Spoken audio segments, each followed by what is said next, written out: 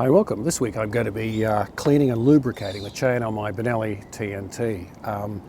Now there's a number of different schools of thought on what you should do in cleaning and lubricating your chain. There are some people out there who never clean their chain and just lubricate it, and they'll probably get a little bit of a reduction in life out of the chain, but probably not that much. Now a modern chain, which is an O-ring or X-ring chain, really just requires lubrication on the outside, because what you're really doing is lubricating the contact points between the chain and the sprockets so that you don't get excessive sprocket wear or link wear on the chain. The internal lubrication of the actual link pins on the chain are really done at the factory when the chain is assembled, and there's no way you can re-lubricate those points on an O-ring chain. With the older style chains, of course, you really had to make sure that you got your lubricant within each link. And from memory, the best way of doing that back in the 1960s and 70s was using a product called Duckham's Chain Guard. Now that came in a tin. I'll just throw up a picture of that there. And the idea was that you put it on your stove, coiled your chain up in that. You had to take the chain off, obviously, to lubricate it. Heated it up until it was molten, and then pull out the hot chain and hang it over that container to allow the excess to drip back into the container. So as you can imagine, you know, it was a fraught exercise. You could easily burn yourself with hot grease or or a hot chain while doing that. And certainly with the advent of O-ring chains, the process is a lot easier now. Now there is a little bit of controversy over cleaning products for your chain. Obviously the safest product you can use is a chain cleaner. The one I've got here is a Honda brand chain cleaner, and this is guaranteed by Honda to be safe with O-ring chains. It's a solvent-based cleaner, and from what I can tell, it seems to contain the same solvent as this much cheaper Australian export degreaser, and this is only, say, around $2 to $3 a can, whereas this is around $16 a can in Australia. Now the solvent in this, and I suspect also in the Honda one, is white spirit, which is very similar to mineral turpentine. There's about 60% white spirit in here, the rest being the hydrocarbon propellant and also some additives to aid in emulsification when you wash it off. I've been using this particular product for many years, and I've never had any issues with deterioration of O-rings.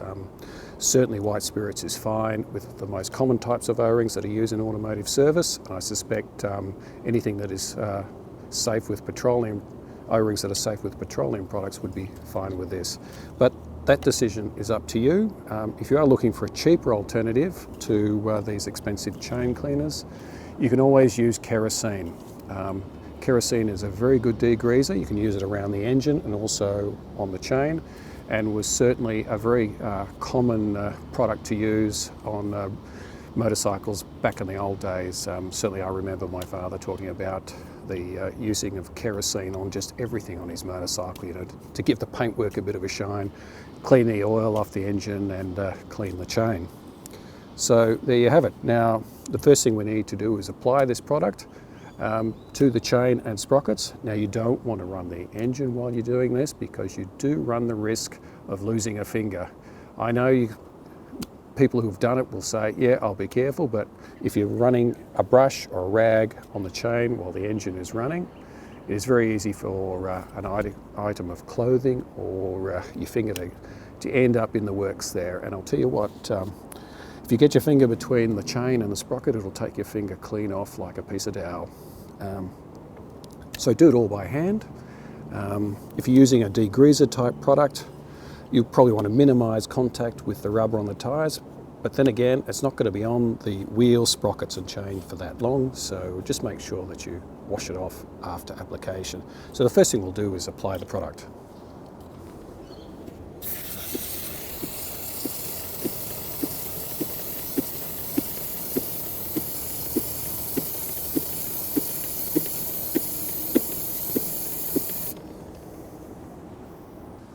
After you've applied the chain cleaner, you should let the chain sit for a while to allow that chain cleaner to spread evenly and start softening that grease that's on the chain. Then you need to use a brush. I've got this chain cleaning brush. There's a variety of different styles and types available. This one seems to work okay for me. And so the next thing is to clean the outside and then the inside of the chain. Now you don't want to use a brush that has very firm bristles, because if you've got very firm bristles, you could damage the O-rings, because we're actually running the chain over the brush over the outside of the chain here, and those bristles will be touching the O-rings. So we just sit the brush on top and rotate the wheel around a few times just to help soften and remove that chain cleaner.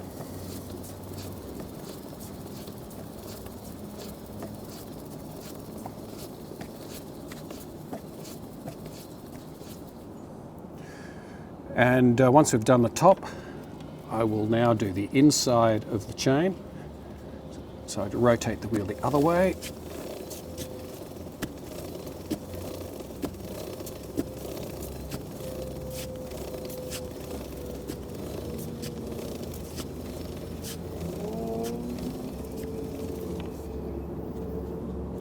And now I'll do the outside of the chain links.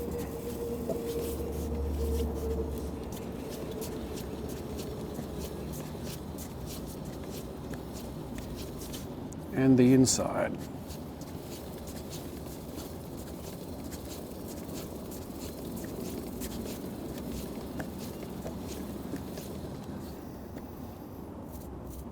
Should be softening up quite nicely.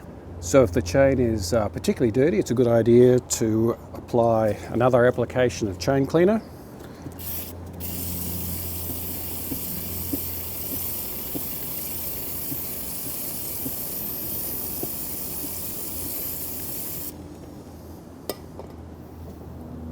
And we'll just run our brush over it again.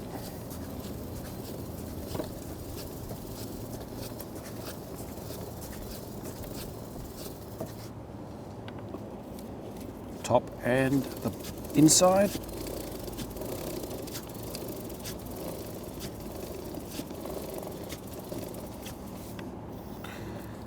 The outside of the chain.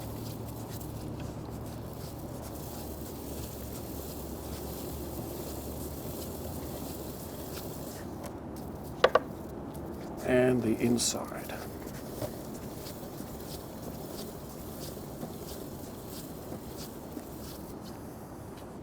Now I'm just going to give it one final spray of chain cleaner, which will help rinse and okay, now we're just going to rinse off with water. Don't use a pressure washer. You will find that if you use a pressure washer and you get that nozzle too close to your chain, you can force water past those O-rings, so that's not a good thing. I just use standard water pressure from the garden tap, not at too high a nozzle, and just again, just rinse all that chain cleaner and degreaser off the chain, the sprockets. Make sure that you get it off your tyre and the wheels and everything else.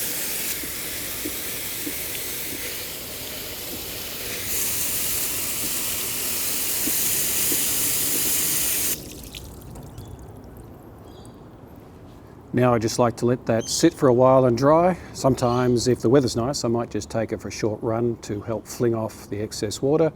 But you just need to wait for that chain and sprocket to dry, and then we can apply the chain lube.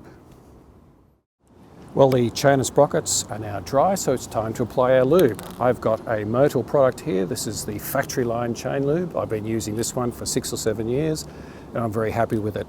I mean, there's an incredible choice of chain lubes out there, and no matter which one you pick, all of them will improve the lifespan of your chain. So, you know, choosing one isn't really that much of a scientific exercise. Now to apply, I've already shaken this can. Most of the cans have to be shaken before use. I just apply at the rear on the sprocket and allow the wheel to rotate a few times.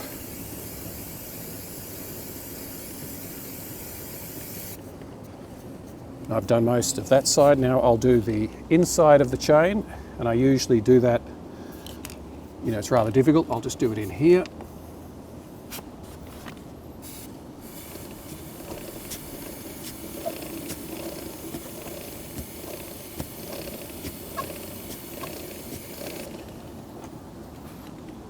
Now I just let that sit for a while. There is actually a solvent in this spray, so that actually encourages the chain lubricant to spread over the chain. Then the solvent evaporates and we're ready to go. One of the good things of this particular lube is that it comes up white, which means that you can rotate the wheel round and see if you've missed any spots on the chain. And that's really it. Just allow that to set for a while for the solvent to evaporate, then you're ready to take the bike out on a ride. Oh, this is probably also a good time to check your chain adjustment and adjust if necessary. I'll see you next time.